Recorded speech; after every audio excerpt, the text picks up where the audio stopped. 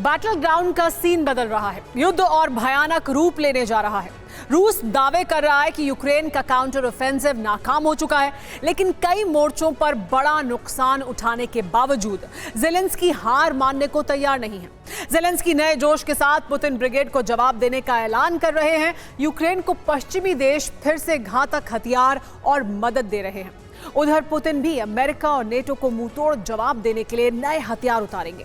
इसका मतलब साफ दिख रहा है कि जंग का रुख बदलने वाला है और वॉर का एक और नया विध्वंसक चैप्टर शुरू होने वाला है। जंग होगी पहले से भीषण।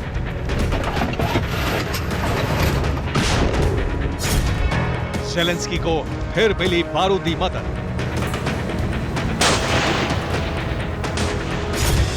पुतिन उतारेंगे नए हथियार।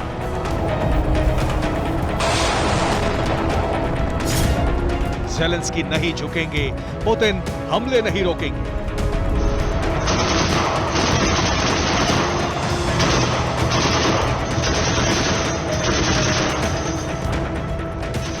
काउंटर ऑफेंस में कई मोर्चों पर रूस से मात खाने के बाद भी ज़ेलेंस्की ने हार नहीं मानी है। ज़ेलेंस्की हथियार डालने को तैयार नहीं है।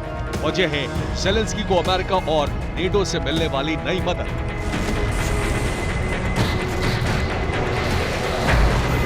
यूक्रेन को फिर से पश्चिमी देश नए हथियार और गोला बारूद दे रहे हैं।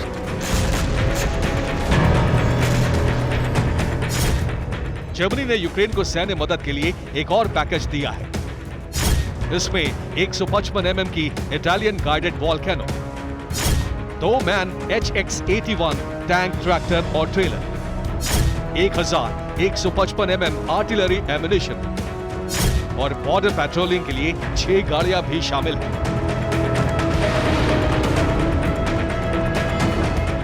जर्मनी ने यूक्रेन को पैट्रियट मिसाइलों और एयर डिफेंस सिस्टम के अलावा अन्य सैन्य सहायता पहले से ही दे रखी है। अमेरिका ने भी यूक्रेन को $1.3 बिलियन की मदद देने का ऐलान कर रखा है। अमेरिका के विदेश मंत्री एंटनी ब्लिंकन ने बुधवार को लंदन में यूक्रेन के लिए नई अमेरिकी आर्थिक सहायता की घोषणा की और इसी के साथ अमेरिकी विदेश मंत्री ने रूस को चेतावनी भी दी कि उसे युद्ध का अंजाम भुगतना पड़ेगा। अमेरिका के साथ ही ब्रिटेन ने भी रूस को चेतावनी दे डाली। इसी के साथ ब्रिटेन ने यूक्रेन को 3 अरब अमेरिकी डॉलर की ऋण गारंटी की भी घोषणा की, जिसे यूक्रेन के नव निर्माण पर खर्च किया जाएगा। ब्रिटेन यूक्रेन को स्टॉर्म शैडो जैसी लॉन्ग रेंज की मिसाइलें पहले ही दे चुका है। स्टॉर्म शैडो मिसाइलों से यूक्रेन की सेना रूसी फोर्स से जमकर लोहा भी लेती रही है। काउंटर ऑफेंस की नाकामी और रूस के बढ़ते हमलों के बीच यूक्रेन ने अमेरिका से एक बार फिर लॉन्ग रेंज मिसाइलों की मांग की है। यूक्रेन को भरोसा है कि अमेरिका से लॉन्ग रेंज मिसाइलें मिलने के बाद उसकी आक्रामकता और बढ़ जाएगी। यूक्रेन लॉन्ग रेंज मिसाइलों से 200 मील तक अटैक करने में सक्षम हो जाएगा। यूक्रेन अमेरिका से F-16 फाइटर जेट्स की भी लंबे समय से मांग कर रहा है। यूक्रेन के एयरफोर्स का मानना है कि रूस के Su-35 की वजह से उसके काफी प्लेन नष्ट हो चुके हैं।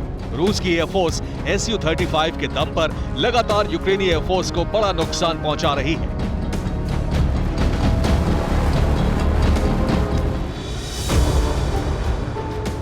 हवाई युद्ध में रूसी वायुसेना का दबदबा कायम है।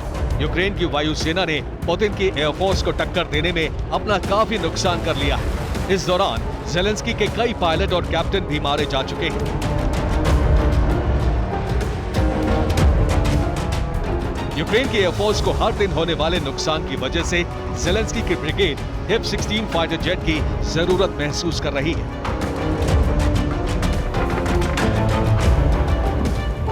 हालांकि पश्चिमी देश यूक्रेन को F-16 की ट्रेनिंग के लिए तैयार कर चुके हैं। यूक्रेनी पायलटों को अमेरिकी लड़ाकू विमान F-16 की ट्रेनिंग दी जाएगी। यूक्रेनी पायलट्स के लिए F-16 के संभावित ट्रेनिंग सेंटर के रूप में पश्चिम की नजर रोमानिया पर है। रिपोर्ट्स के मुताबिक नीदरलैंड्स, डेनमार्क, नॉर्वे, बेल्जियम और पोलैंड यूक्रेनी पायलटों को ट्रेनिंग देंगे। इस बीच यूक्रेन के लिए एक और राहत की खबर आई। लातविया ने भी यूक्रेन को सैन्य मदद देने का ऐलान किया है। लंदन में यूक्रेन रिकवरी कॉन्फ्रेंस में लातविया के प्रधानमंत्री ने यूक्रेन को अपने लड़ाकू हेलीकॉप्टर्स की पूरी फ्लीट भेजने की घोषणा की। युद्ध के बीच यूक्रेन के लिए राहत की बात यह भी है कि विश्व बैंक की तरफ से भी यूक्रेन को 1.75 अरब डॉलर की सहायता देने की घोषणा की गई है। काउंटर ऑफेंस में सरेंडर की कगार पर पहुंच चुके यूक्रेन को बचाने के लिए पश्चिमी देशों ने एक बार फिर कमर कस ली।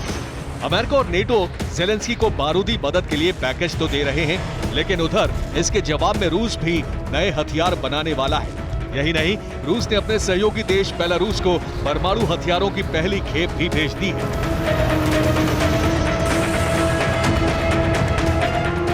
हालांकि रूस ने यह भी कहा है कि परमाणु हथियारों का इस्तेमाल तभी होगा जब रूसी संप्रभुता को कोई खतरा महसूस होगा। Bureau report, TV9 Bharat.